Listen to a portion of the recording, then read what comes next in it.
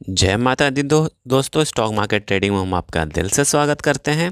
देखिए, आज कुछ ऐसे स्टॉक सर्च हम करेंगे जहां पे आपका पैसा अच्छा खासा बनने वाला है। ठीक है।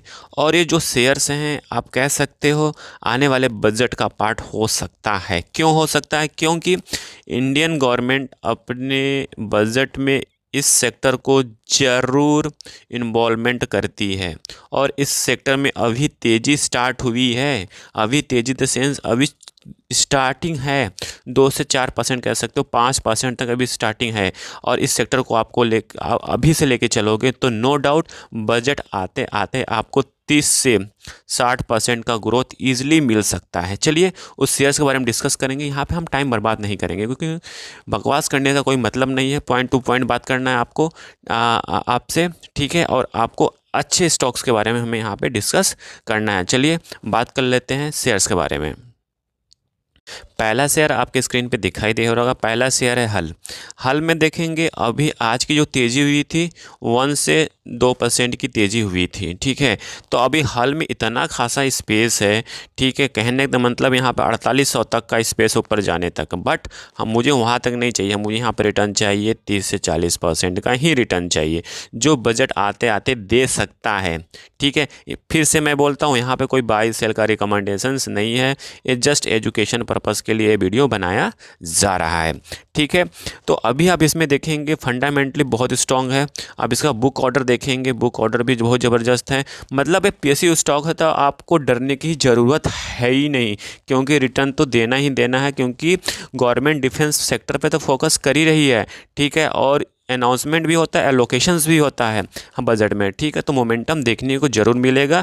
प्लीज़ आप इसे अपने वॉच लिस्ट में डाल सकते हो, आप इसने पोर्टफोलियो में डाल सकते हैं।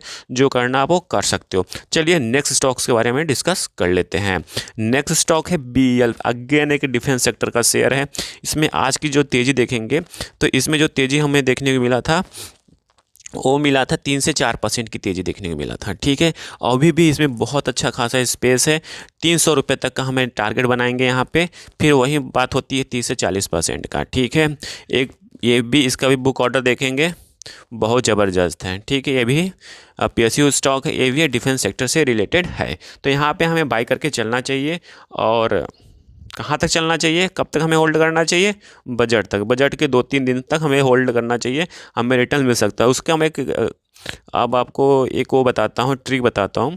कहीं आपको बजट तक होल्ड करना है तो बजट तक आपका कहीं रिटर्न आ रहा है 30% से ऊपर, तो 50% काट दीजिए और 50% होल्ड करके देखिए। कहीं आगे ऊपर जाता है तो अच्छी बात है, नहीं जाता तो वहाँ पे आप काट के निकल सकते हैं। यहाँ पे उसे क्या कहते हैं, आप स्विंग ट्रेडिंग इस तरह का कर सकते हो। ठीक है। चलिए नेक्स्ट स्टॉक के बारे में हम डिस्कस कर लेते हैं। नेक्स्ट स्टॉक है कोचिन शिपयार्ड। देखिए कोचिन शिपयार्ड में सबसे बड़ा मुश्किल ये होता है एंट्री करना। कोचिन शिपयार्ड में एंट्री बहुत डिफ़िकल्ट है। बट इसमें देखेंगे हग हग ऑफ रिटर्न है। मतलब यहाँ पे हम इसको जो देंगे 50 से 60% का रिटर्न यहाँ पर हमें मिल सकता है, उससे ऊपर भी मिल सकता है। ठीक है। क्योंकि अभी 1400 का ट्रेड कर रहा है। इसमें क्या होता है, अपर सर्किट लगता है कोचिन शिपयार्ड में। एंट्री करना बड़ा दुर्लभ होता है इसमें। कहीं आप स्टार्टिंग में एंट्री कर लेते हैं तो नो डाउट जिसने जिसने एंट्री आज सुबह में किया था और कल किया था, नो डाउट उसका पैसा आराम से 50 से 80% बनने वाला है। आप लिखवा लो, कहीं पे भी लिखवा लो। ठीक है। आपका बनना ही बनना है कोचिन शिपयार्ड में। चलिए नेक्स्ट स्टॉक्स के बारे में डिस्कस कर लेते हैं।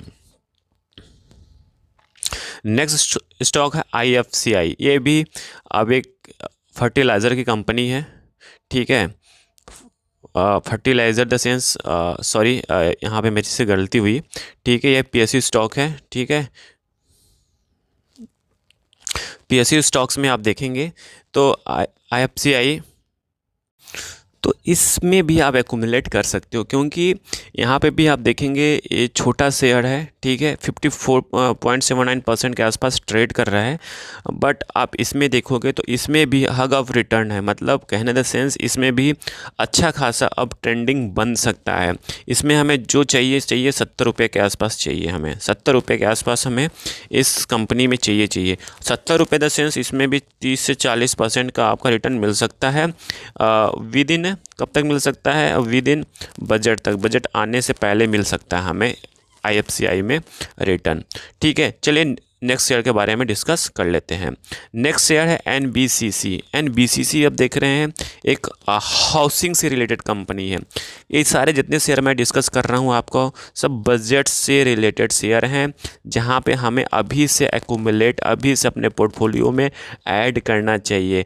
अब बाद में ऐड करेंगे तो कोई रिटर्न नहीं मिलेगा, अभी करेंगे तो आपको अच्छा खासा रिटर्न मिलेगा, क्योंकि गिरा हुआ शेयर है, पिटा हुआ शेयर है, तो अच्छा खासा अपॉर्चुनिटी है अपने पोर्टफोलियो में रखने का। यहाँ पे अगेन मैं आपको बोल रहा हूँ बाई शेयर का कोई रिकमेंडेशंस नहीं है।